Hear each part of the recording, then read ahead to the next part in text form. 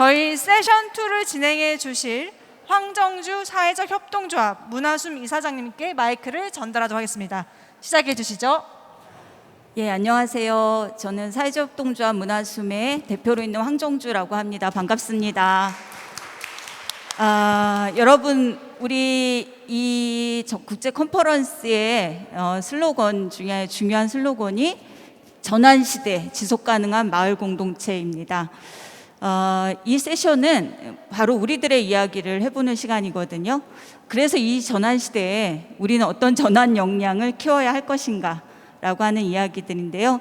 그 이야기들을 함께 나누실 우리 연사님들을 먼저 좀 소개시켜 드리겠습니다. 먼저 일본에서 오셨고요. 스튜디오 L의 야마자키료 대표님이십니다. 예, 그리고 오늘 이제 줌으로 연결을 할 텐데요. 오프로 디자인 액션의 대표로 계신 대만의 케빈 양이십니다. 그리고 한국의 연사님들이신데요. 송하인 씨앗 디렉터 송하인 쌤이십니다. 예, 그리고 걷고 싶은 도시 만들기 시민연대 정책연구센터장으로 계신 김은희 센터장님이십니다. 예, 그 외에 또 일단 토론자 분들도 같이 함께 하게 되는데 이 세션은 어느 세션보다도 연사분들이 많이 계십니다. 그만큼 우리들의 역량을 어떻게 키워야 할 것인가라고 하는 것들이 대단히 중요하다는 걸 의미하는 것 같은데요. 여러분들 집중해서 들어주시고 아까 말씀드린 것처럼 여러분들 그 문자로 받으신 곳에 들어가면 바로 질문을 받아서 중간중간에 좋은 질문들도 함께 나누도록 하겠습니다. 그럼 먼저 첫 번째 발표는 우리 야마자키료 대표님께서 발표해 주시겠습니다. こんにちは。ご紹介いただきましたスタジオ L の山崎と申します。よろしくお願いします。じゃあちょっと日本で我々が取り組んでいることをいくつかお話ししたいなというふうに思います。今日いただいたお題でちょっと思ったことをいくつか書きましたが、すいません、日本語です。持続可能なコミュニティをやっていこうというふうに思うときに我々にとってすごく大切なことって何かなというふうに思ったんですけども、人間関係やっぱすごい大事だなというふうに思ってます。でそれ考えて地域のプロジェクトを進めていこうと思ったときに2種類の進め方があるんじゃないかなというふうに思っています。で1つ目がですね、たくさんお金使って専門家入れてめっちゃ早く進めるっていう方法ですね。で2つ目の方法はですね、そんなにお金使わないで市民と一緒に長い時間かけて進めるっていう方法ですね。でここにいらっしゃる方々はどっちの進め方がいいって聞けば大体2番だって言うと思います。でもビジネスマンとかですね、あるいは役所の人たちがいっぱい集まってるとこ行くと、いやそれは1番だろうっていうふうに言うことが多いですね。で僕らは2番日本でも2番で進めていこうと思うんですが、この2番の中でも大事になることっていうのがいくつかあるなと思ってます。2番のような進め方をするなら、市民同士がつながって学び合って、で市民が考え方を変えていくってことが大事だと思ってます。あるいはそのつながって考え方が変わった人たちが小さくていいからいろんなそのコミュニティのプロジェクトを始める、これが大事だと思っています。で我々がサポートしたいくつかの事例をですね、プロジェクトをお話ししようと思います。これは2012年から関わっているプロジェクトですけれども、川ですね、昔リバー川があったところを川を付け替えたので、そこが細長い空き地になった、それを公園にしたいっていう、そういうプロジェクトです。川の跡地が15キロ細長い空き地になりました。でここの地元の役所がですね、ここを公園にしたいんだけど専門家と行政だけでデザイン決めてしまっちゃダメじゃないかと、市民参加にしなきゃいけないんじゃないかって言って我々に連絡がありました。で僕らは民間企業としてそういう市民の話し合いの場所、ワークショップの場所を支援するという仕事をしています。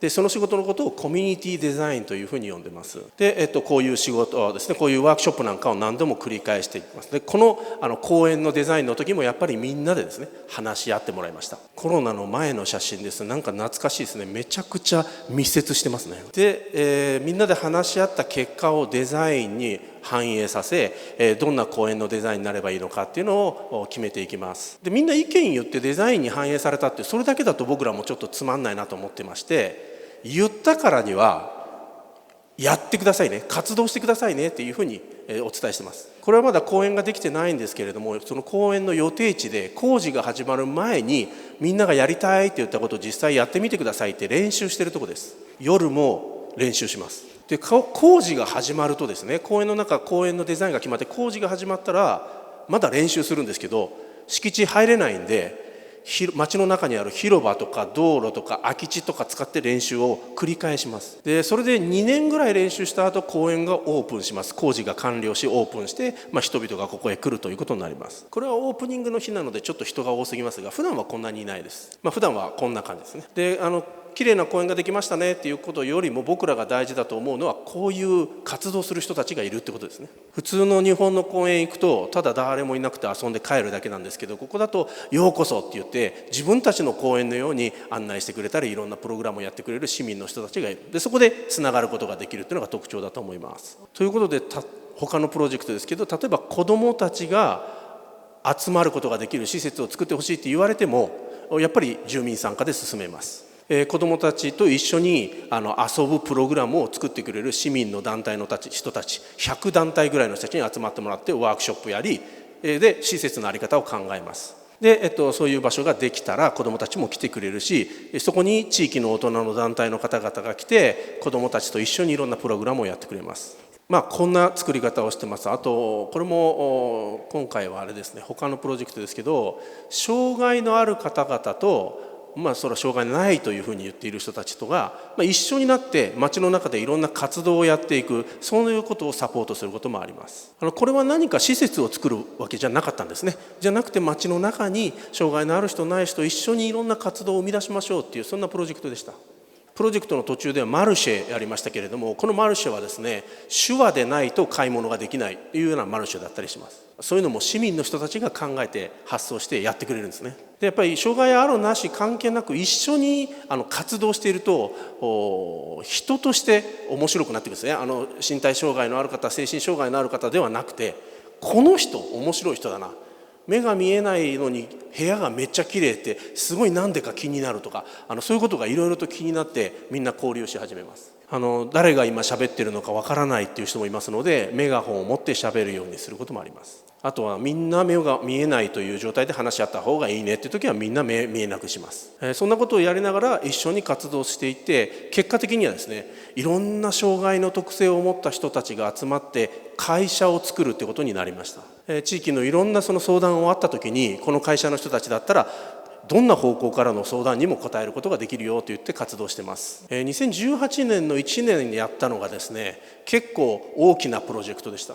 日本において介護の仕事のイメージがあんまり良くなかったので、そのイメージを変えてほしいって厚生労働省から依頼されました。昔の僕らだったら多分デザインでですね、かっこいいデザインとかして介護はもっとおしゃれですよ、かわいいですよっていう情報発信したかもしれませんが、コミュニティデザインでやりたいので、もう今までの介護と全然違う活動を生み出しちゃうっていう、そんなプロジェクトにしました。日本を8つのブロックに分けて、それぞれのブロックごとにワークショップを6回ずつ繰り返して、合計67チームを作り、この人たちが各地域で介護のイメージを変える活動をしてくれました。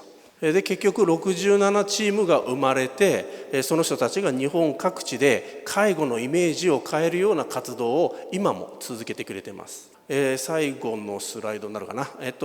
なんか街づくりとかですね、地域づくりっていうとなんかコミュニティを直接なんか変えに行こうというふうに思っちゃうんですけど、コミュニティってそういうふうに変えるものではないんじゃないかなと思ってます。コミュニティって何からできてるのかっていうと、そこに住んでいる人々の人生からできてるだろうと思います。でその人生は毎日の生活からできていて、毎日の生活は一個ずつの行動からできてます。じゃあ行動はどうしてるのって言ったら、人々のマインドセット、意識から行動が生まれています。なのでコミュニティデザインというのは、人々の意識や行動をワークショップによって変えて、そうすると人々のライフスタイルが変わり、人々の人生が変わり、気づいたらコミュニティの在り方が変わっていたと、そういうことなんだと思います。こんなんやろうと思うとめっちゃ時間かかります。なので、プロジェクトを進めるときはですね、1年だけでめちゃくちゃお金たくさんもらっても僕ら困るんですね。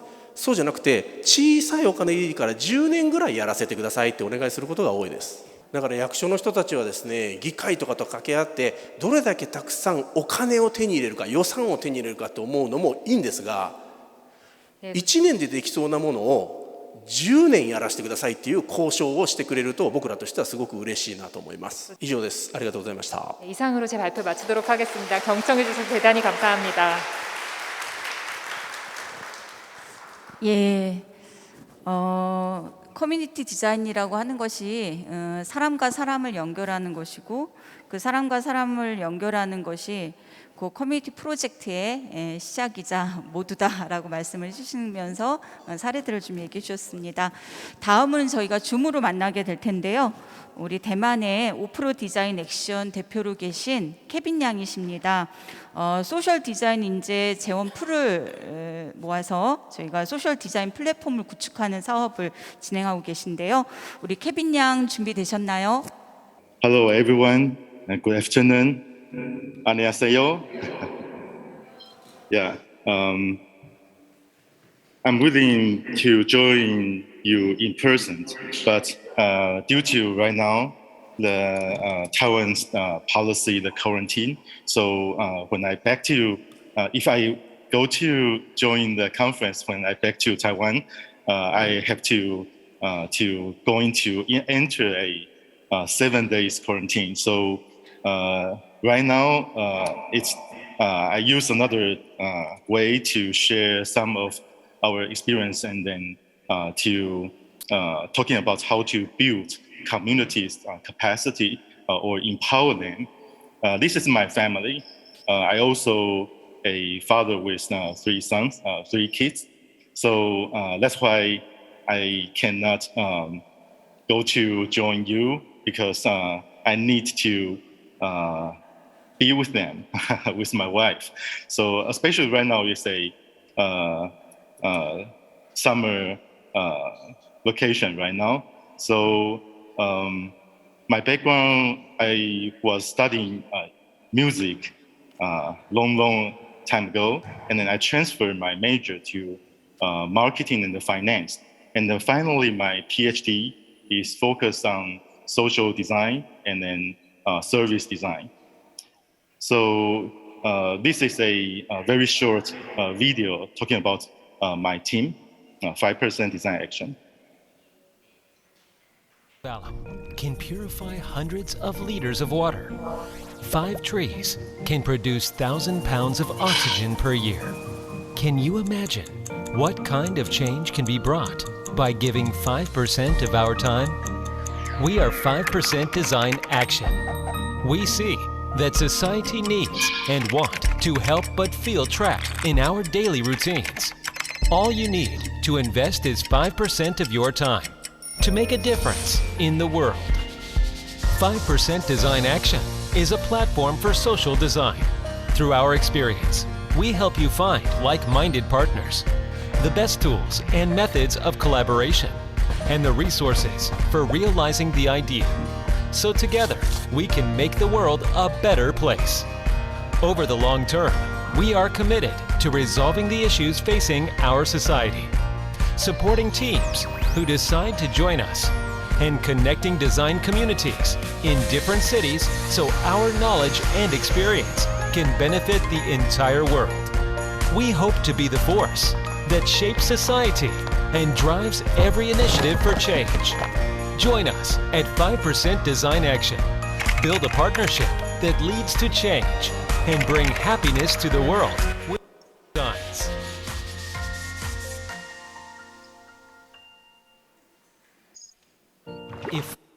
All right. So like you can see in the video, we are 5% Design Action. And actually, 5% Design Action means we encourage people to donate their 5% of their free time to join the social issue they are interested in, including different kinds of local and also, of course, the community issue and the challenges.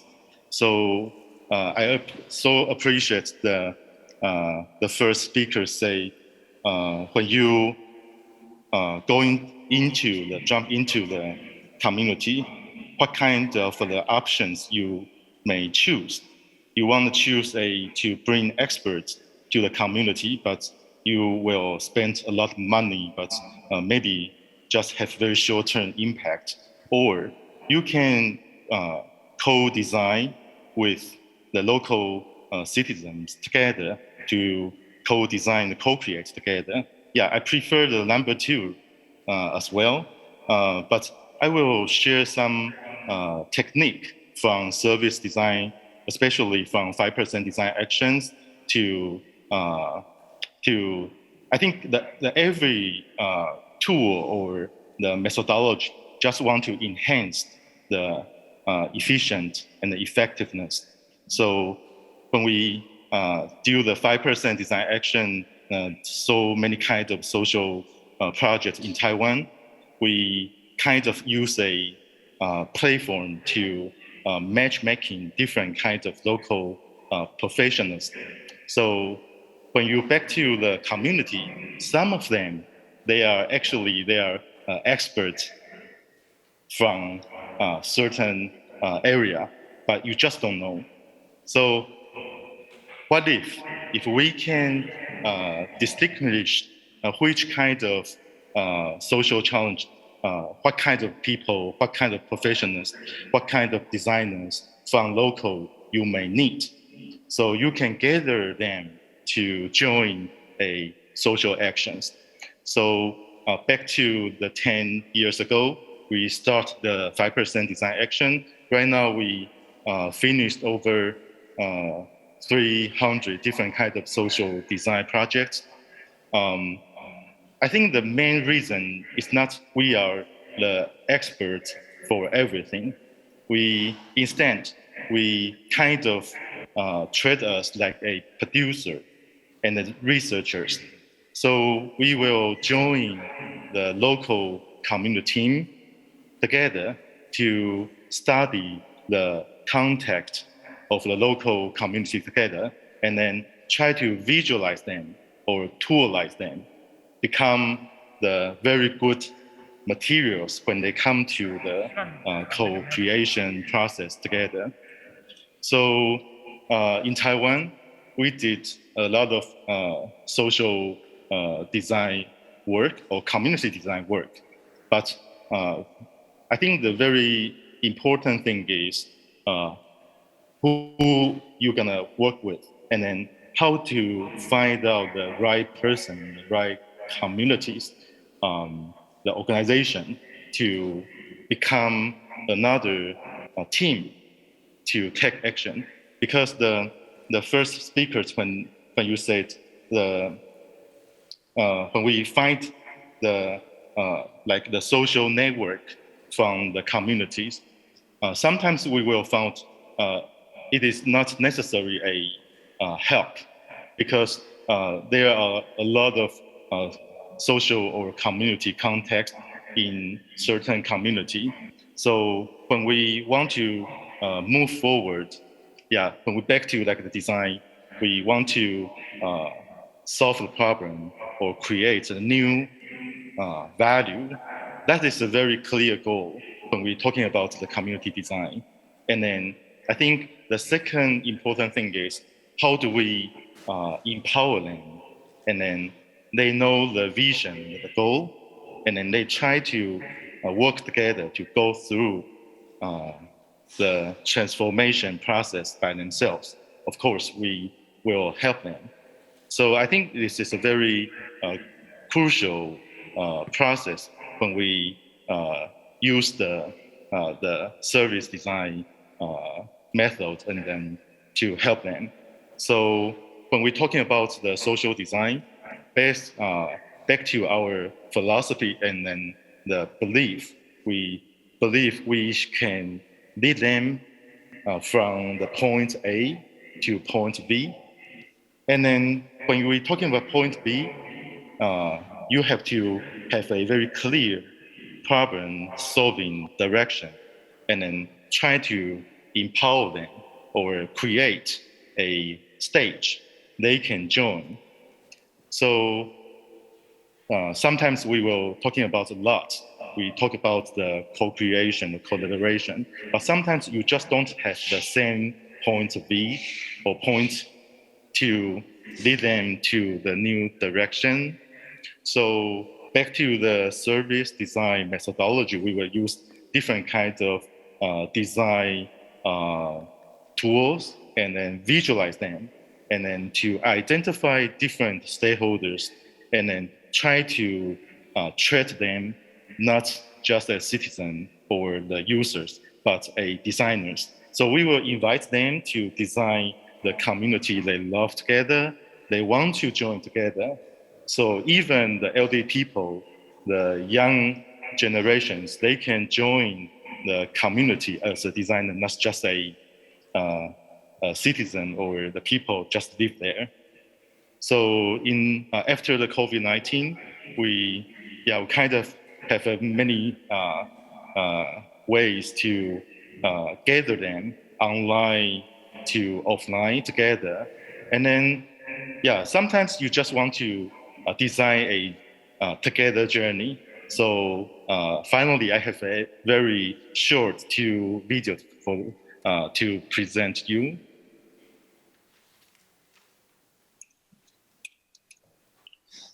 So you can see many people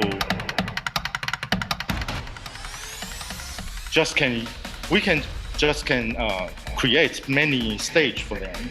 Like a school, like a market.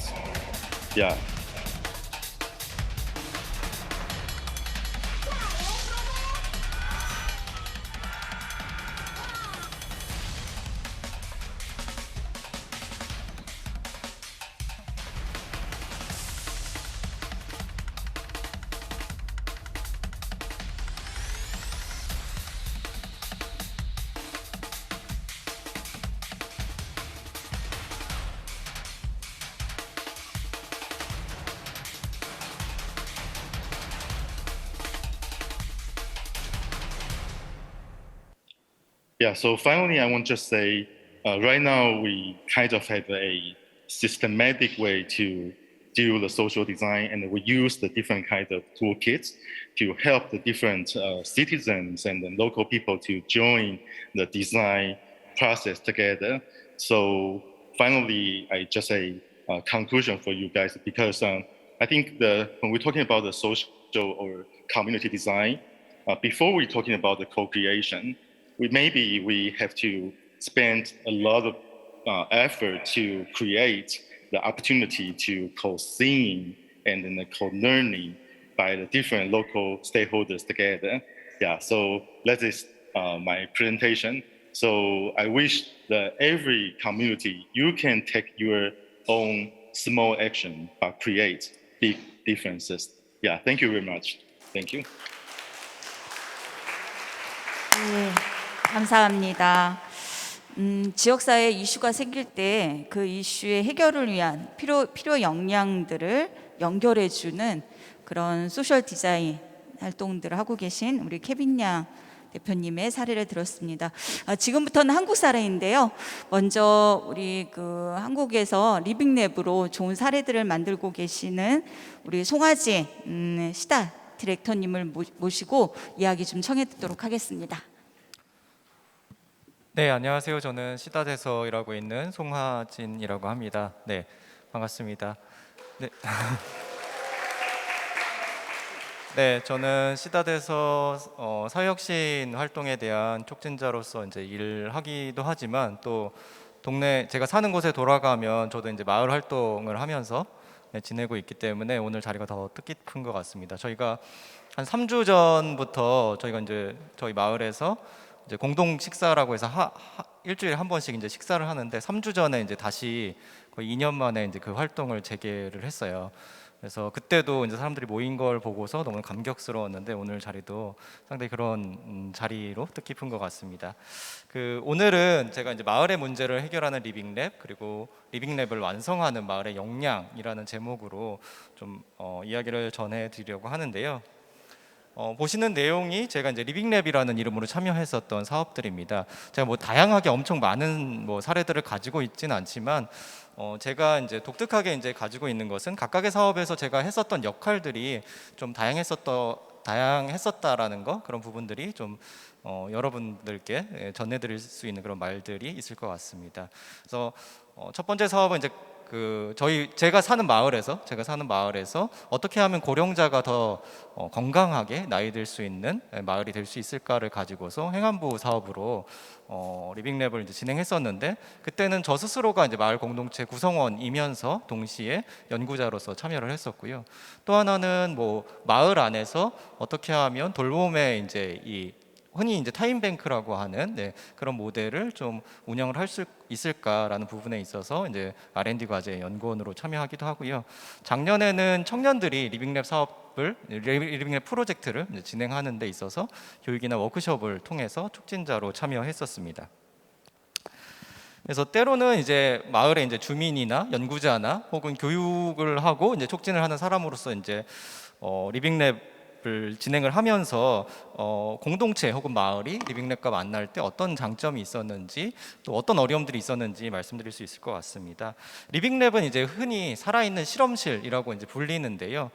특히 이제 문제 해결 과정에서 당사자들이 참여하고 적극적으로 참여하고, 또 문제가 해결돼야 하는 어떤 그 장소, 현장에서 실제로 그 과제들이 테스트되는 것을 상당히 중요하게 생각하고 있습니다. 이 그림은 이제 과거 또 현재, 그러니까 보시기에 오른쪽에 있는 그림이 이제 현재까지도 우리 사회가 주로 이제 문제를 해결하는 방식인데요. 쉽게 얘기하면, 좀 단순하게 얘기하면 이제 전문가 중심의 해결 방법이라고 할 수 있습니다. 이 과정에서 이제 주민들 혹은 시민들의 참여는 상당히 이제 제한적으로 진행이 되죠. 그래서 이 과정에서도 시민들의 의견이 전혀 반영되지 않는 건 아니지만, 실제로 많은 이제 문제 해결의 과정은 전문가들이 이제 진행을 하고, 시민들은 이제 뭐 별도의 장소에 이제 모여서 뭐 FGI를 하면서 인터뷰를 한다거나, 아니면 어떤 결과물을 보면서 이제 자신들의 의견을 더해주는 방식으로 좀 제한적으로 의견이 이제 반영되는 구조였습니다. 그런데 이제 그러다가 어떤 문제는 전문가들의 지식만큼 또 실제 그 문제를 겪고 있는 사람들의 의견이 훨씬 문제를 해결하는데 더 강력한 열쇠가 된다는 것들을 이제 파악하면서 이런 어떤 함께 전문가와 어떤 공공 혹은 어떤 뭐 시장 그리고 시민들이 함께 문제를 해결하는 방식을 추진을 하게 됩니다. 그래서 어떤 문제는 학문적 지식 못지않게 경험적인 지식, 즉 우리가 체계적으로 이제 쌓아놓은 어떤 그런 정리해놓은 지식은 아니지만 우리가 실제 생활에서 겪고 있는 어떤 경험으로 알고 있는 것들이 문제를 해결하는 데 상당히 중요하다는 것을 인정하고 우리 어떤 시민들에게 그런 권한과 권위를 이제 부여하기 시작을 한 겁니다. 그래서 실제로 이제 저희가 아까 이제 소개드렸던 마을에서 고령자가 어떻게 나이 들면서 이제 건강하게 지낼 수 있을까라는 어떤 문제를 해결하면서, 지금 보시는 화면에 이제 그림이 그때 이제 활용했었던 핸드폰 어플리케이션이에요. 그래서 고령자분들이 이제 어떤 생활적으로 어떻게 지내고 계신지를 추적할 수 있는 이제 앱인데, 사실 이 고령자분들의 이제 삶을 더 현장에서 촘촘하게 바라보지 않으면 이제 발견하지 못했던 그런 문제 사실들을 좀 발견을 할 수가 있었거든요. 우리는 쉽게 고령자들은 이제 핸드폰 잘 사용하시지 못해, 디지털 해법은 고령자한테 맞지 않아라고 이제 이야기를 쉽게 합니다. 그런데 오히려 그런 솔루션은 사회에서 고령자를 배제시키는 솔루션일 수도 있다, 이야기일 수도 있다라는 생각이 듭니다. 이분들한테는 그 솔루션이 아예 안 맞는 게 아니라 적응할 수 있는 어떤 시간이 필요하고, 그것을 도울 수 있는 어떤 그런 휴먼 터치, 그러니까 인간 간의 관계들이 좀 필요했을 뿐입니다. 지금까지는 그런 지원을 가까이서 받아보신 적이 없었던 것이죠. 그런데 이제 이런 어떤 사실들을 실제 현장에서 이런 과정들을 테스트하는 과정에서는 이게 가능하다는 것이 좀 드러나게 되는 것입니다. 또 하나는 이제 뭐 이런 편견도 가질 수 있어요. 고령자분들은 시간이 많으니까 우리가 언제든지 저런 어떤 거점 공간을 저희가 마련해서 이제 프로젝트를 진행했는데, 언제든지 오시는 것도 좋지만 좀 사람들이 좀 많이 몰릴 수도 있으니까 그러면은 시간을 좀 배정해 드리자라는 어떤 생각들을 할 수 있는데요. 근데 실제로 이 공간을 운영하면서 보니까 고령자분들이 되게 바쁘신 거예요. 정말 많은 일들을 하면서 살아가시고 계십니다. 그렇기 때문에 자기가 원하는 시간, 오고 싶은 시간에 올 수 있다는 거에 상당한 이제 장점으로 작용을 하는데 그런 부분들도 사실은 현장에서 운영해 보지 않고 테스트해 보지 않으면 사실 그냥 사람들 불러 모아서 이런 거 어떠세요, 저런 거 어떠세요라고 그냥 단순한 어떤 인터뷰로는 사실 발견할 수 없는 그런 생각들이 이 리빙랩 과정에서는 좀 발견될 수가 있었습니다. 네, 이건 넘어가도록 하고요. 또 하나 이제 리빙랩을 주목해야 될 어떤 하나의 이유는 이 리빙랩의 방식으로 문제를 해결해 가면서 공공적인 방식의 해법들이 더 많이 발견될 수 있는 그런 가능성들이 높아지는 것 같습니다. 특히 이제 그 리빙랩이 이제 자연스럽게 생활 안에서 주민들의 어떤 그 능력이나 어떤 자원들을 활용해서 문제들을 해결하는 과정들을 겪다 보니까 마을의 자원 그리고 사람 협력을 통해서 공동체적인 방식으로 문제를 해결하는 것이 자연스럽게 이제 여겨지고 복지와 이제 돌봄 이런 부분들이 사실 시장화된 부분들이 많이 있잖아요. 그런 부분에서 다시 공공성을 회복할 수 있는 그런 계기들을 만들어주는 그런 방법으로 활용될 수 있는 가능성들이 있겠다라는 생각이 듭니다. 그런 부분에서 제가 이제 작년에 이제 청년 또 이제 그런 부분에서 주목하게 되는 게 청년과의 이제 연결 지점들인데요. 작년에 제가 이제 청년들이 이제 리빙랩 사업하는 거, 리빙랩 프로젝트를 이제 진행하는 거를 이제 지원해드린 일이 있었는데 그때 이제 저희가 공동체, 안전, 교육, 환경 그리고 복지와 관련한 5개의 주제를 놓고서 사람들을 모집을 해서 프로젝트를 진행을 했었습니다. 그런데 그때 가장 많은 선택을 받은 주제가 어떤 거였다고 생각을 하시나요? 어떤 주제가 가장 인기가 있었을까요? 네, 환경. 네, 저희도 환경일 줄 알았어요. 요즘에 환경에 대한 관심도 많고, 근데 공동체를 택한 청년들이 압도적으로 많았습니다. 이건 비교할 수 없이 그냥 공동체 주제가 가장 많은 선택을 받았습니다. 저는 이제 이런 부분들이 코로나 시대를 지나면서 청년들이 이제 그 공동체가 어떤 문제를 해결할 수 있는 어떤 기반으로서 좀 받아들여지고 있는 것들이 아닌가라는 생각이 들어요. 우리가 그런 어떤 위기들을 극복하는 데 있어서 공동체가 있다는 것이 상당히 큰 힘이 됐었잖아요. 그런 기억들이 남아있는 것이 아닌가라는 생각이 들면서 근데 그럼에도 불구하고 청년들이 마을과 접속할 수 있는 어떤 계기들이 부족한데 리빙랩이 그런 역할들을 할 수 있겠다라는 그런 생각들을 하게 되었습니다. 네, 시간이 마무리를 해야 될 시간이 되어서 뒷부분들 하나는 이제 그럼에도 불구하고 리빙랩이 좀 그 현장에서 잘 작동하기 어려운 그런 환경적인 요인들이 좀 있을 수 있는데요. 하나는 아까 이제 야마자키 료상도 이제 이야기하셨듯이 이거는 시간이 필요한 일인데 사실 행정에서 그런 시간들을 충분히 마련해주지 못하는 그런 부분들이 있죠. 사실 이런 문제들은 공동체를 이루어서 문제를 해결하는데 공동체라는 것이 그냥 시간 없이 뚝딱 만들어지는 것이 아니기 때문에 네, 그런 어떤 부분들이 좀 확보될 필요들이 있겠고요. 또 하나는 공공의 어떤 유연성이 필요합니다. 확실히 제가 이제 사실 그 건강방 프로젝트를 하면서 제일 많이 들었던 이야기들 중에 하나 그 행안부 과제였거든요. 이 보건복지부 과제 같은데 이거 왜 행안부에서 해야 되는지 논리를 좀 만들어 달라는 얘기를 진짜 많이 들었어요. 예. 근데 그 논리는 사실 뭐 엄밀히 따지면 우리가 행정과 뭐 주민이 같이 만들어 그런 논리가 필요하다면 같이 만들었어야 되는 일들인데 사실은 그런 것들은 이제 요구받고 행정은 사실 그런 과제를 결과만을 이제 가져가려고 한다면 사실 정말로 유연하고 좋은 해법들은 나오지 않을 수 있다. 그래서 좀 더 유연하고 함께 정말로 함께 만들어가는다는 과정 안에서 이런 리빙랩이 마을 안에서도 추진되었으면 좋겠습니다. 네, 이상 발표는 마치겠습니다. 감사합니다. 예. 모든 세션들이 그렇지만 이번 저희 세션 역시도 사실 2박 3일을 날 새고 해도 모자랄 시간인데 우리 연사님들이 처음엔 좀 느긋하게 시작하셨다가 한 5분 정도 지나면 갑자기 말이 빨라지시면서 다급해지십니다. 그 점 충분히 양해해 주시고요. 우리 그 리빙랩을 통한 지역사회 우리 뭐 고령화 문제나 아니면 청년들의 어떤 그런 공동체 활동들을 좀 새롭게 디자인하는 도전들을 하고 계신 우리 송하진 선생님의 말씀 들었습니다. 다음은 우리 경기도의 히트 상품이라고 해야 되나요? 경기도 우리 행정과 또 마을공동체지원센터의 커뮤니티 디자인의 히트 상품으로 모범이 돼서 전국의 계곡이 이 방향으로 가고 있는 우리 청정계곡 복원 사업을 같이 디자인해 주신 우리 김은희 센터장님께 말씀 듣도록 하겠습니다. 예, 비물입니다. 맨 처음에 발제자분이 또 서서 하셔서 마무리 발제도 제가 서서 그 일관성을 갖도록 좀 진행을 하겠습니다.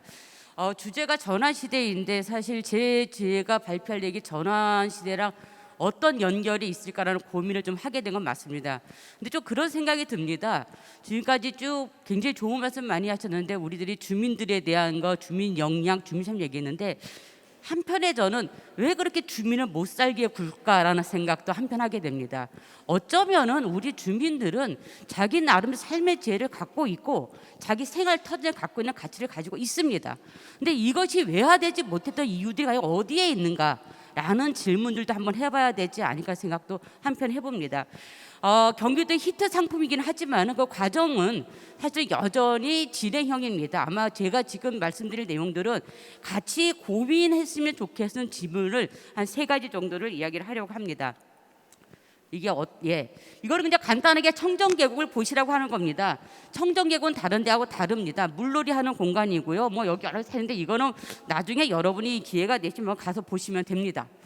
청정계곡의 특성입니다. 이걸 말씀드리면 뭐냐면은 청정계곡에 대한 저희들이 사업을 진행합니다. 자꾸 마을 공동체를 경기도 강조를 하는데 일반적인 마을이 갖고 있는 특성하고 청정계곡은 굉장히 다르다라는 겁니다. 마을은 밀도가 있고 같이 모여 살잖아요. 어떤 계곡은 500m의 하나의 가게가 있는 경우도 있습니다. 어떤 계곡이 업종이 다를 수도 있고요. 제일 중요한 거는 이 물리적 구조 굉장히 길게 선형으로 길게 된 공간이기 때문에 최대 7km까지 됐었고요. 두 번째 이게 물놀이를 하는 곳입니다. 도시는 하청처럼 지나가다 보는 게 아니라 실제 가서 뛰어놀고 하는 이런 공간이 좀 다르다는 것이고요. 저런 이용자의 특성 때문에 상권이 달라진 겁니다. 저절로 상권에서 오리를 팔고 닭뼈를 판 게 아니라 찬물에 놀다가 몸이 추우니까는 밖에나 따뜻한 거 뭐 가도 또 놀기 위해 다만 이런 음식이 나왔던 이런 과정들을 가지고 있습니다. 그리고 대부분이 성수기에 진행하고 있습니다. 6월부터 그걸 반짝하고 나머지는 비수기의 특성을 갖고 있습니다.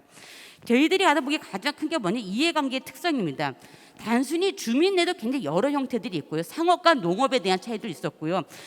나중에 한번 보겠습니다만은 주민들과 공동체 모임하고의 관계들도 그렇게 호락호락하지 않습니다. 제가 이걸 얘기하는 거는 서로 대립 구조라고 얘기하는 게 아니라 그 안에는 굉장히 다양한 증축 구조들이 있다. 그런데 우리가 흔히 주민 얘기가 역량 얘기하는 것들 아주 단순화시켰지만은 그 내부에 굉장히 다양성을 갖고 있기 때문에 이걸 좀 우리 찬찬히 바라볼 필요가 있지 않을까라고 생각을 합니다.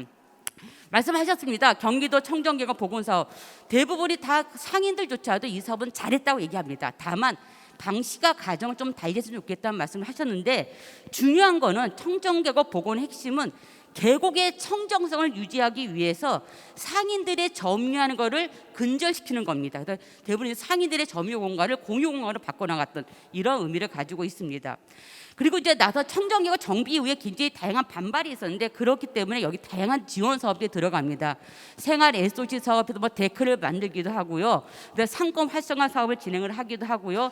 또 하나 하천 유지 관리도 주민들에게 이제 공동체가 하천 유지하는 뭐 용역을 맡게 한다라는 이런 형태의 일들을 진행을 하고 있습니다. 뭐 이거는 이제 간단히 넘어가겠습니다. 뭐 많은 얘기인데 만약에 저희들이 무슨 사업인지 궁금하시면은 경기도 마을공동체 지원센터 얘기하시면 저 보고서가 있습니다. 보고서를 나눠 드릴 것입니다. 제가 지금까지 여러분과 함께 나눈 3가지 질문은 이런 과정을 가졌습니다. 저희들의 주민 참여는 다른 것이 아니었습니다. 아예 권리를 보장하는 것이었습니다. 무엇을 만들 것이 중요한 게 아니라 여러분들이 이 사업에 대해 분명한 인지를 가져야 되는 것이고요.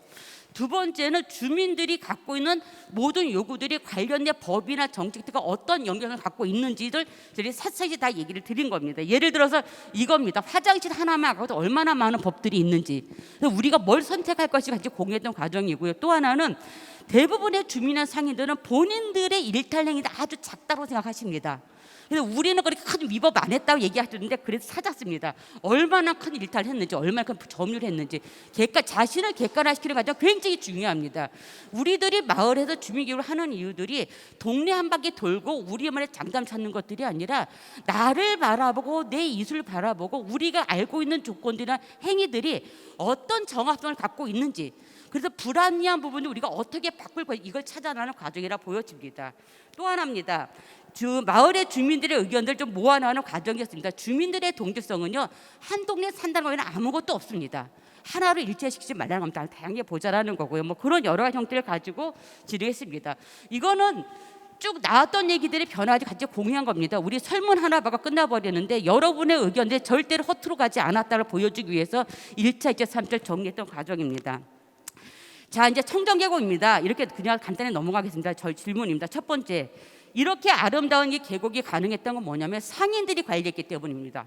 상인들이 자기의 장세의 나발이었기 때문에 열심히 굉장히 깨끗이 관리했는데 이거를 공공으로 넘겨버리다 보니까 상인들의 관리 기능이 상실되어 버리기 시작한 겁니다. 그래서 불법 행위에 기반한 순기능들과 법적 집행에 따른 역기능들을 어떻게 조절할 것인가, 노점상도 마찬가지인데 이 부분이 저는 고민해야 된다 보여집니다. 두 번째입니다. 청정계곡을 왜 주민이 관리해야 되죠? 앵커 시설들을 왜 여러분들이 관리해야 됩니까? 이건 행정의 영역입니다. 근데 그거를 마치 생색내듯이 용역을 해가지고 던져주는데 저는 이건 옳지 않다라고 보여집니다. 기반시설의 관리 주체는 철저하게 행정이어야 되는데 주민이 대행을 하기 때문에 저는 거기에 적합한 대가를 받아야 된다 보여집니다. 조건을 따라서는 안 된다라고 보여집니다. 그래서 오히려 이 관리에 있어서는 주민이 관리를 요구할 때 비굴하게 가지 마시고 기반시설에 있어서의 그 주민관리에 있어서 행정의 역할이 무엇인지를 분명히 요구하는 게 저는 필요하지 않을까라고 생각을 합니다. 마지막입니다. 청정계곡 환경 프로그램은 친환경적인가? 이건 뭐냐면은 우리 흔히 마을 공동체 계신 분들 굉장히 환경적인 프로그램을 많이 하시는데 1급 수의 하천에서 이게 친환경적인가라는 질문을 하셔야 됩니다. 또 하나는 주민들이 했던 일상적인 하천 관리 프로그램이 사업화되다 들어온 프로그램과 상충을 일으킵니다. 그렇기 때문에 저는 우리들이 하고자 하는 여러 가지 공동체 활동들이 그 지역에 갖고 있는 순기능들을 연결해서 어떻게 갈 수 있는 것인가라는 고민들을 반드시 해야 되지 않을까 생각을 합니다. 즉 뭐냐면은 지속 관리성에 대해서 우리들이 다시 재고민을 얼마나 하고 있는가라는 질문을 해야 됩니다. 마지막입니다. 지금 굉장히 많은 오늘 이야기들이 주민의 역량 강화를 말씀하셨고 그리고 이제 참여를 말씀하셨는데 저는 오히려 이 질문을 드리고 싶습니다. 주민 공동체가 모든 걸 풀어나갈 수 있습니까? 우리들이 이야기하는 주민이 누구이고 주민 공동체가 실체가 무엇인지 조직입니까? 저는 공동체 신뢰라고 보여집니다. 그렇다면 신뢰를 형성하기 위해서 무엇을 갈 것인가라는 겁니다. 그래서 이제는 우리가 좀 새로운 형태로 마을 공동체가 기존에 10년간 해왔던 마을 공동체가 새로운 전환하기 위해서 우리들이 새로운 공공적인 관리 시스템을 어떻게 구축할 것인가 라는 고민들을 같이 해야 되지 않을까 생각합니다. 여기까지입니다. 고맙습니다. 예, 정말 이 이해관계자가 아주 다양하게 같이 협력할 수도 있고 아주 첨예하게 갈등을 할 수도 있는 그런 청정계곡이라고 하는 곳에서의 그런 주민 역량들을 어떻게 우리가 같이 교류하고 협력하면서 이 청정계곡을 정말 우리가 지향하는 것으로 갈 것인가라고 하는 부분에 대한 도전들을 여전히 하고 계신 우리 김은희 선생님의 말씀이었습니다. 이렇게 연사님들의 발표를 네 분의 연사님의 발표를 듣고요. 지금부터는 토론자 두 분도 모셔서 같이 함께 이야기하는 시간 나누도록 하겠습니다. 우리 안산 사동 주민자치회 회장님이신 이영임 대표님 나오시고요. 예. 그리고 경기도 마을공동체지원센터의 마을정책팀장 곽현지 팀장님 오셨습니다. 예. 예, 토론자분들 얘기 듣기 전에 먼저 질문 하나 먼저 하고 갈까요? 야마자키료 대표님에 대한 질문들이 역시 많이 있는데요. 먼저 질문 하나 같이 좀 공유하고 또 토론 이야기 넘어가면 좋을 것 같습니다. 시민들이 모여서 함께 이야기하는 그런 워크숍을 진행할 때 주민 간 서로 상충하는 그런 갈등이 있을 때 어떠한 방향으로 이끌어 주시나요? 라는 질문이 들어왔는데요.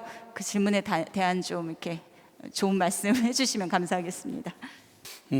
いくつかの方法があると思います。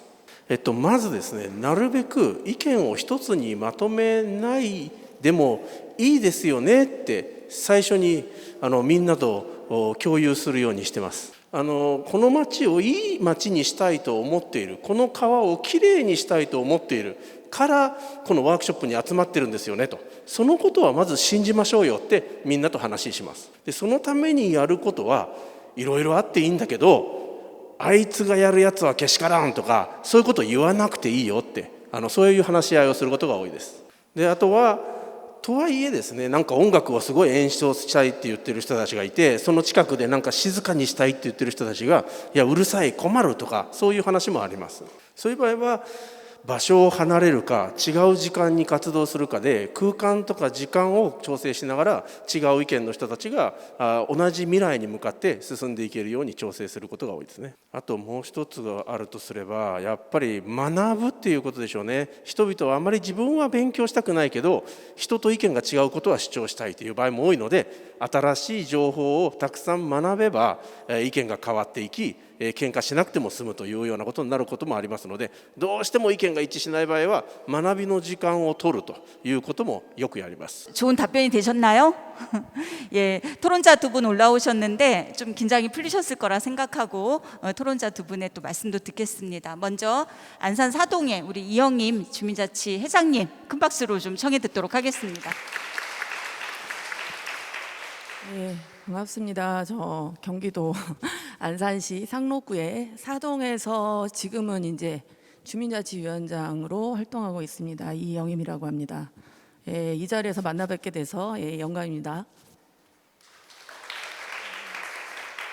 오늘 세션의 주제가 지속 가능한 마을을 위한 토대 만들기라는 주제로 진행이 되고 있는데, 앞서서 이제 발표해 주신 발제자분들의 사례를 듣고 저도 이제 앉아 있다 보니 굉장히 좀 크고 단위가 크고 규모도 있고 굉장히 전문적이고, 이런 이제 사례들을 들으면서 막상 현장에서 동단위에서 공동체나 자치 활동을 하고 있는 활동가 입장에서 보면 굉장히 좀 먼 얘기 같기도 하고, 그러면서도 정말 저렇게 되면 좋겠다, 저렇게 가야 되지 않나라는 생각도 하죠.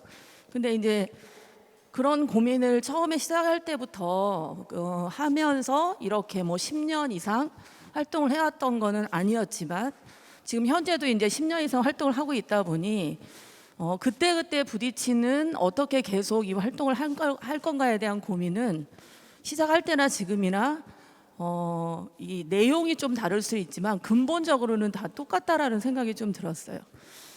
저도 이제 2006년도부터 학교에서 자원봉사 활동으로 공동체 활동을 시작을 했는데, 그 활동이 어찌어찌 하다 보니 감골주민이라는 마을 공동체 활동으로 연결이 됐고, 그 활동이 지금은 이제 주민자치회로 이어져서 지금은 이제 자치회장을 올해부터 하고 있습니다.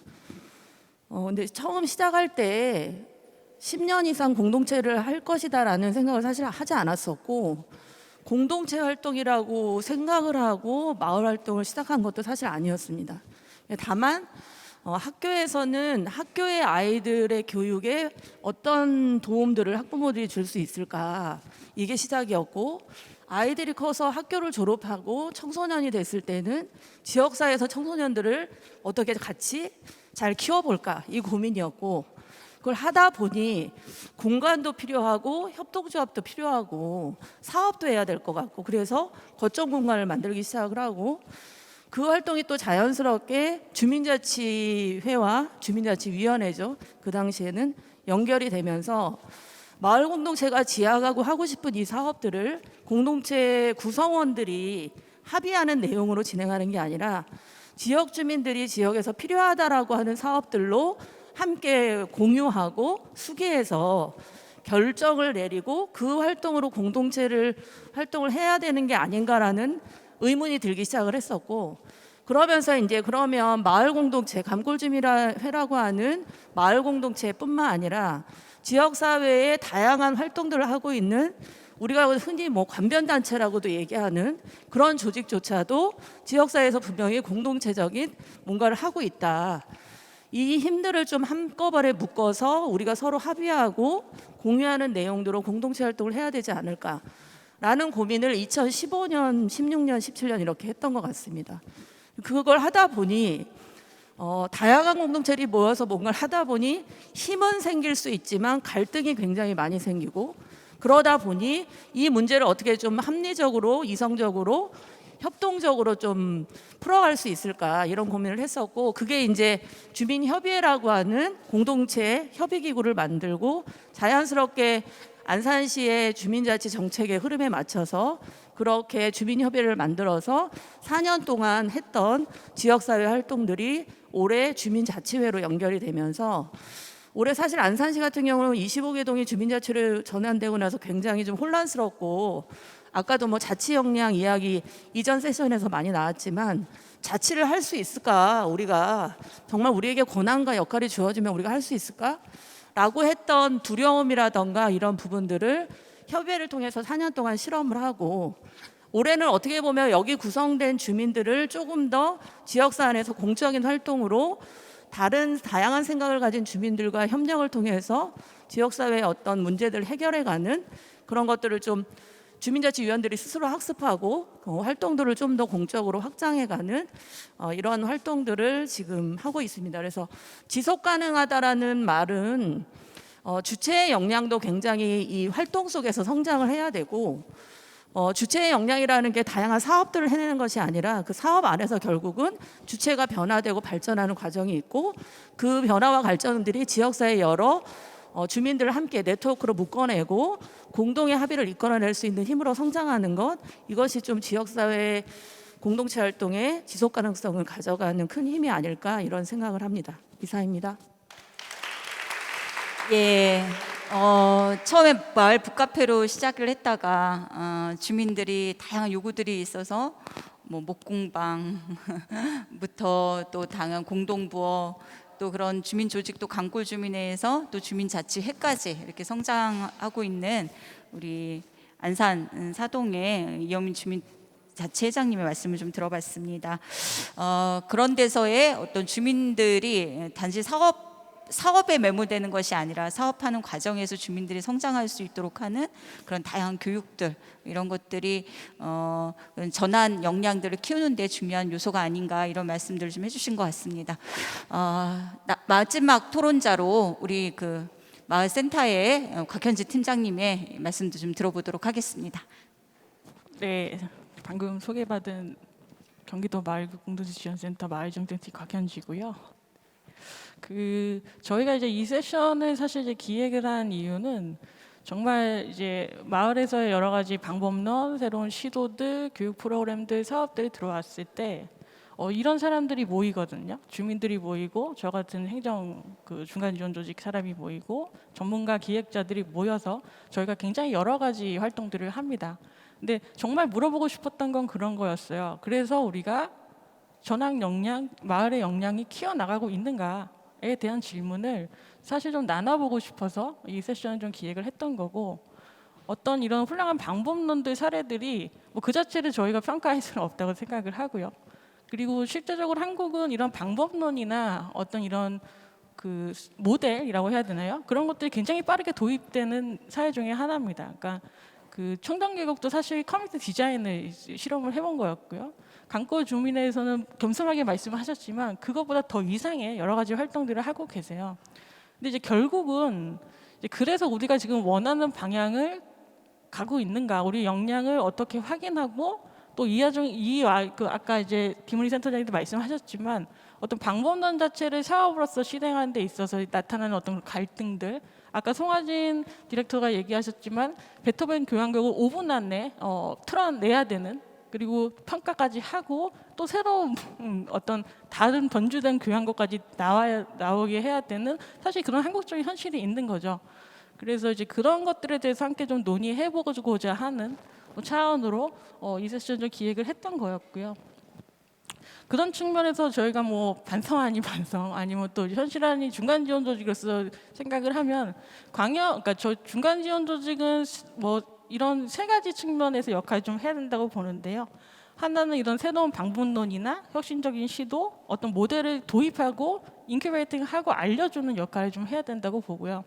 또 하나는 이런 것들을 이제 사업화해야 되는 거죠. 그래서 설계를 좀 해야 되는 거고, 이 과정을 정책과 행정과 입법기관과 이제 협의를 해나가면서 중간 가교 역할을 좀 해야 된다라고 생각을 좀 합니다. 그리고 저희는 이제 광역이기 때문에 기초센터를 또 이런 역할을 하는 기초센터 지원해야 되는 게 있고요. 그다음에 이제 그런 네트워크들을 또 지원해야 되는 역할이 있는데 실질적으로 사실 저희 센터만 얘기를 한다, 뭐 제 얘기를 한다고 하면 사실 그걸 생각은 그렇게 하고 있지만 그렇게 하고 있냐라고 하는데 사실 그렇게 하고 있지 못합니다. 하려고 노력은 하고 있고요. 그러니까 이 저희 그 중간 지원 조직들이 연구 정책 기능이 얼마나 있냐 이런 것들 좀 긴 호흡으로 좀 본다고 했을 때 31개 시군에 거의 모든 센터들이 다 있습니다만은 사실 연구나 정책 기능을 가진 또 별도의 부서를 가진 곳들이 거의 없어요. 예. 그래서 그런 것들에 대해서 우리는 좀 지금 생각을 좀 해봐야 된다. 여기 이제 기관 종사자들과 리더십 활동가들 가지신 많은 분들이 있지만 사실은 우리가 사업 자체에 너무 웹모디 돼서 우리가 지금 정말 봐야 될 것들을 지금 못 보고 있는 게 아닌가라는 생각을 좀 했고요.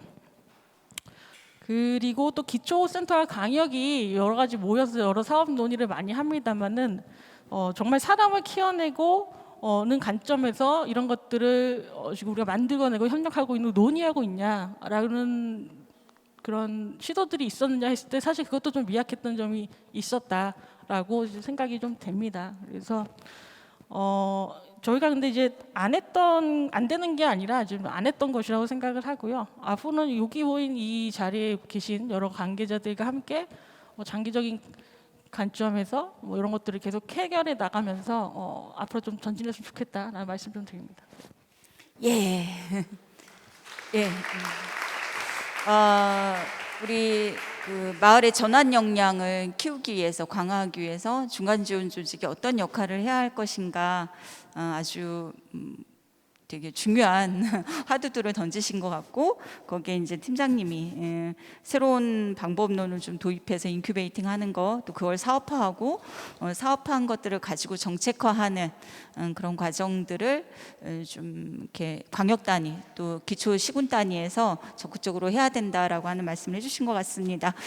이렇게 지금 줌으로 참여하고 계신 케빈 양 대표님까지 해서 지금 6분의 연사님들이 지금 계십니다.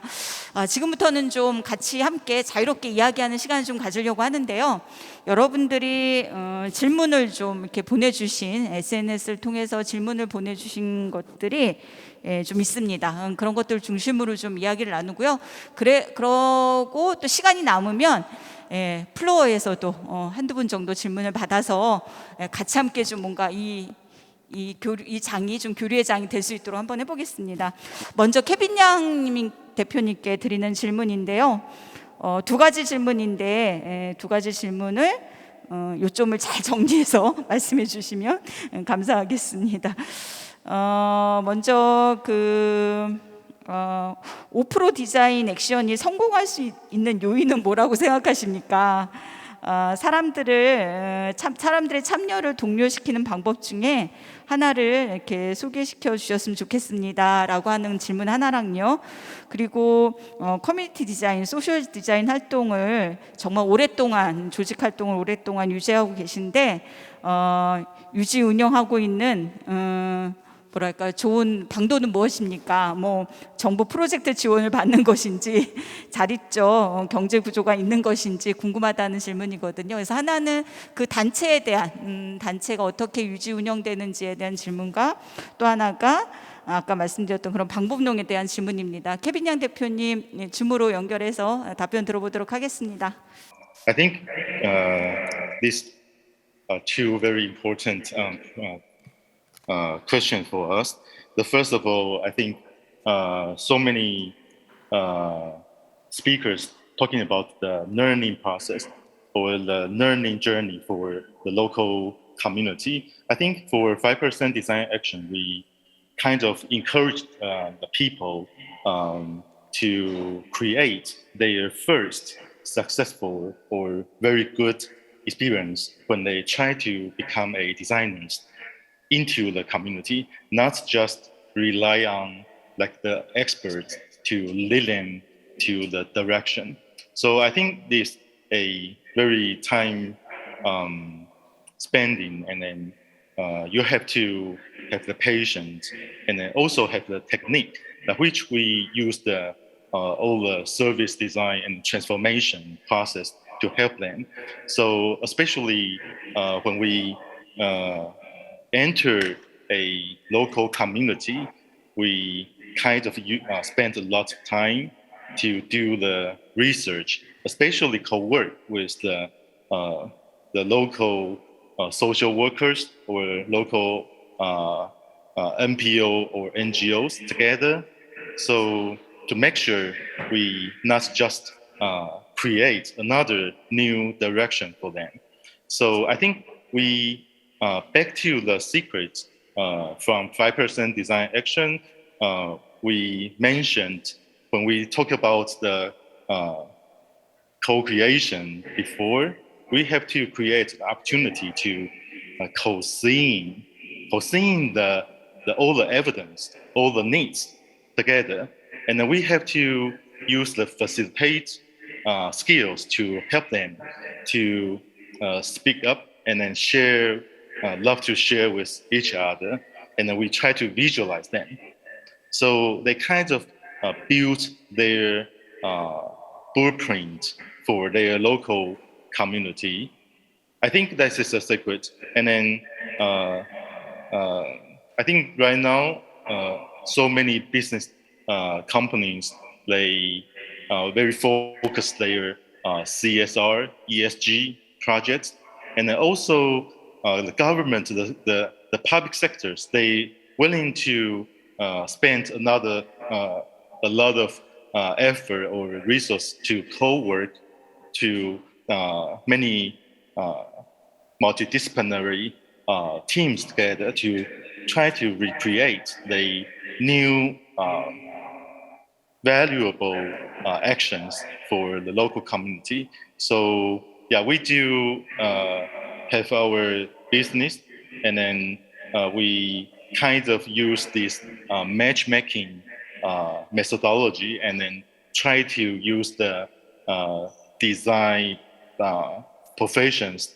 to help the local people and the local community. And we also, because when you, I think there are so many experts today on the stage, you can see when we back to the financial analysis for certain projects, the manpower is the most expensive. So I think the secret for 5% design action is we kind of have a more than 1,000 different, 10,000 different kinds of profession volunteers together. So I think they do a lot of things by themselves. So try to motivate them. So based on small action, but move fast and then change fast together. So I think that's a kind of experience we have to share with you guys. Yeah, thank you very much. 예, 좋은 기회가 된다면 다음에 한번 대만을 직접 가서 우리 대표님을 직접 만나도 정말 좋을 것 같다는 생각이 드네요. 그 다음에 질문들을 좀 드리겠습니다. 우리 야마자키료 대표님께인데요. 공통된 질문들이 많이 들어와 있습니다. 어떤 거냐면 보니까 그 마을에서 갖추어야 할 퍼실리테이션의 역량을 키우는 방법이 어떤 것인지 이 질문들을 공통적으로 많이 해주셨거든요. 그 부분에 대한 좀 지혜를 들어보는 시간 좀 갖도록 하겠습니다. はい、そうですね、ファシリテーション、一般的なファシリテーションの手法は結構もうご存知の方が多いような気がします。相手の意見を否定しないとか、アイデアをこう生み出していくためのデザインシンキングみたいなものをみんなで共有するとか、そこはまあなんとなく皆さんもご存知のことなんじゃないかなと思います。なのでちょっと今日はあんまり普段は喋らないんですけど、かなり実践というか具体的なファシリテーター像について話をしてみようかなと思います。いつも思うんですけど、ファシリテーターって2つの顔を持ってないとなかなか難しいな、そのバランス取らないと難しいなと思っています。市民と話をしている時のファシリテーターは相手の意見を否定しなかったりとか、相手から何か新しいやる気が出てくるまで待つとか、あるいは対話を粘り強く続けるとか、こういう顔を持たないといけないだろうと思いますね。そうするとね、これずっと続けてると優しい顔になっていっちゃうんですよ。なんかいいですよっていう顔にどんどんなっていっちゃうんですよ。そうなるとファシリテーターただ優しい人ってことになっちゃうんですよ。でももう一方で役所の人たちとかクライアントですよね、この人たちと話をするっていう顔も持たないといけないですよね。そうでないとプロジェクトの時間が全然取ってもらえないとか、単年度契約1年しかあなたとは契約できないんで1年で結果出してくれとかって言われることに対して優しい顔になって否定しないでいいですねって役所にもそうやってやっちゃう場合があるんですけど、これやってたらプロジェクトはうまく進みません。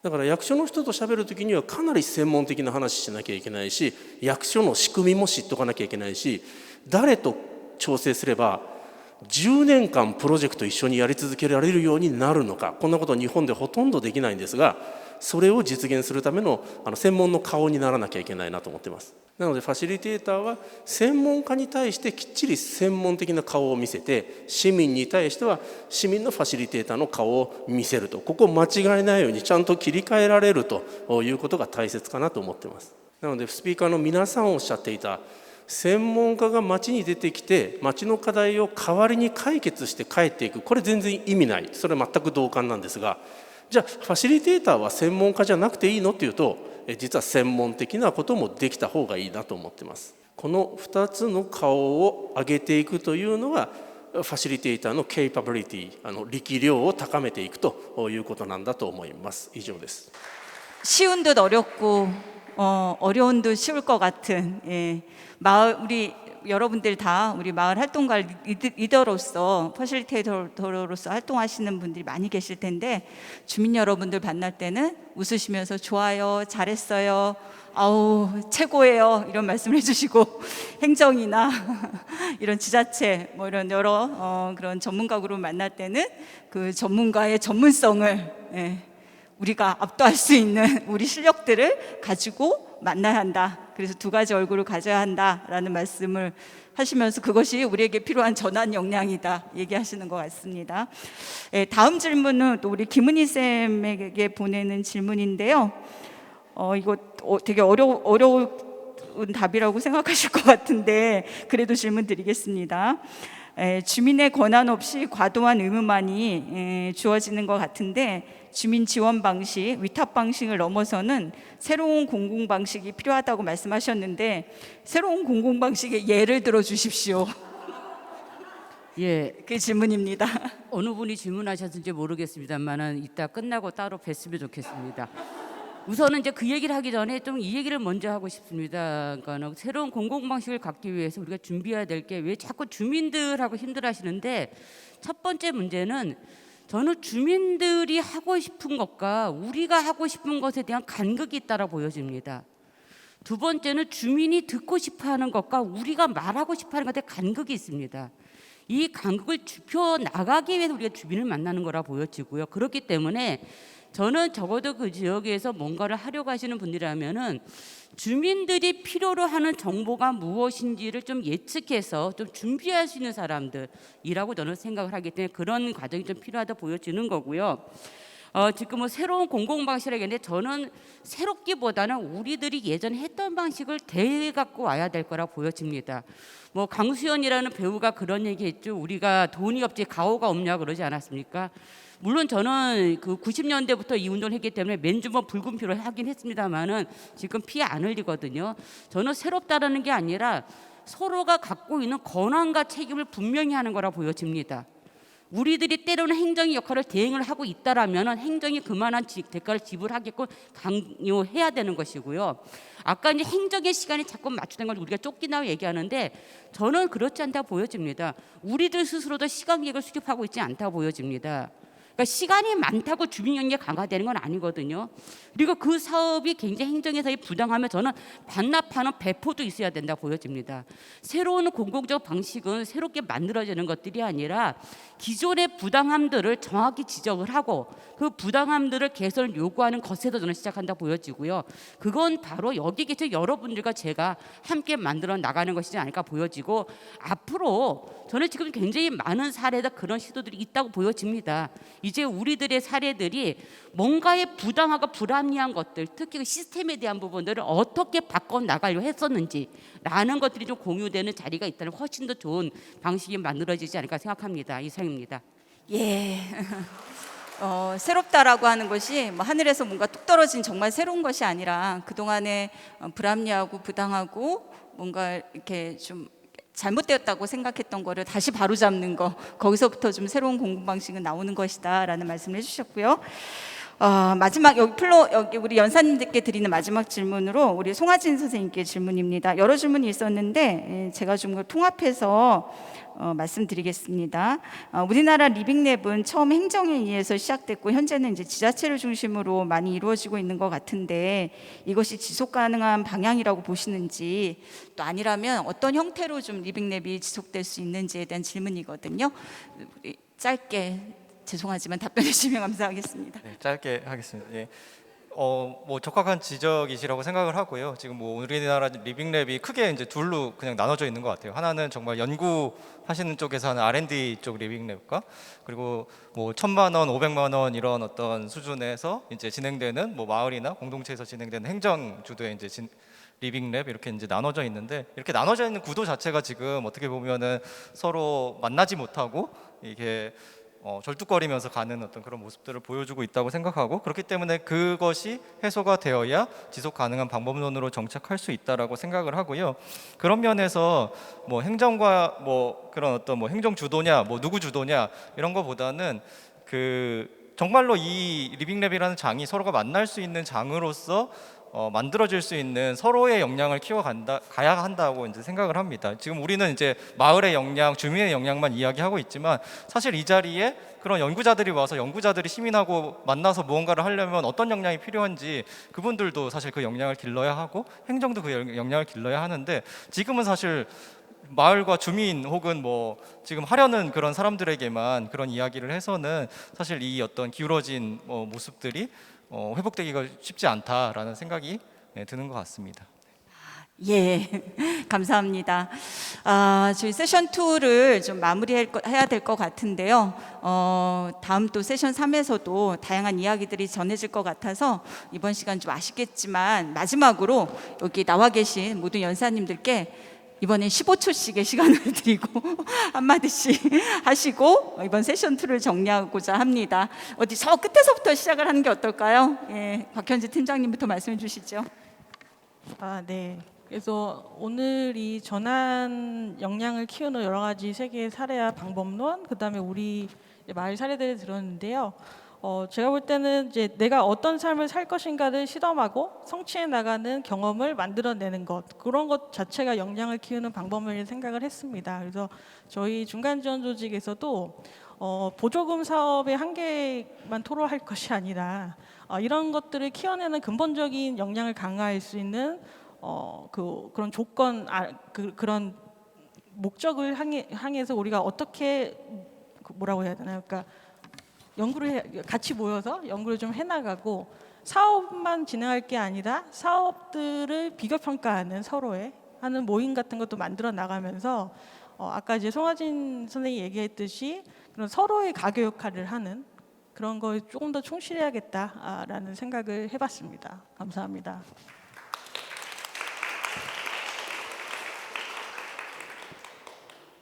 저는 그 주민 입장에서 생각하면 공동체든 자치조직이든 본인들의 단체나 활동들을 지속하고자 하는 목적에 대한 구성원들의 어떤 논의, 합의, 이런 것들이 끊임없이 일어나야 된다. 단순히 공모사업이나 사업을 하기 위해서 단체가 운영되는 것이 아니라 자기 고민, 목적의식들이 서로 구성원들끼리 합의되고 그런 논의들을 지속하면서 무엇이 공동체 활동을 하는 이유인가에 대한 점검들을 계속 해나가는 게 필요하다는 생각이 들고요.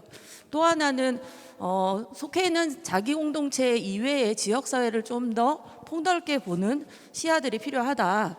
무엇이 공동체인가라는 것은 우리가 하는 공동체 활동만 공동체가 아니다라는 것, 지역사회에 끊임없이 문제들을 폭넓게 보려고 하는 노력들이 필요하다. 그런 과정에서 지속할 수 있는 힘들과 네트워크와 장들이 열릴 것이다. 이런 말씀 드리고 싶습니다. 예, 아주 짧게 얘기하겠습니다. 여러분들이 마을 공동체를 하는 이유는 마을을 왜곡시키는 것에 대한 저항을 하기 위한 것이고요. 저항을 하려면 적어도 질문이 필요합니다. 우리들의 과정은 해답을 만드는 게 아니라 좋은 질문을 만드는 과정입니다. 함께 질문을 했으면 좋겠습니다. 예, 감사합니다. 네, 지금 저희가 지속 가능한 마을을 위한 역량을 이야기하고 있는데 저는 지속 가능하기 위해서는 다양하게 접속 가능한 어떤 방법들과 또 사례들 그리고 노력들이 많이 있어야 된다고 생각하고 그런 접속 가능한 많은 방법들에 대해서 조금 더 함께 만들어가고 실천해 갔으면 좋겠다는 마음을 전하면서 마치겠습니다.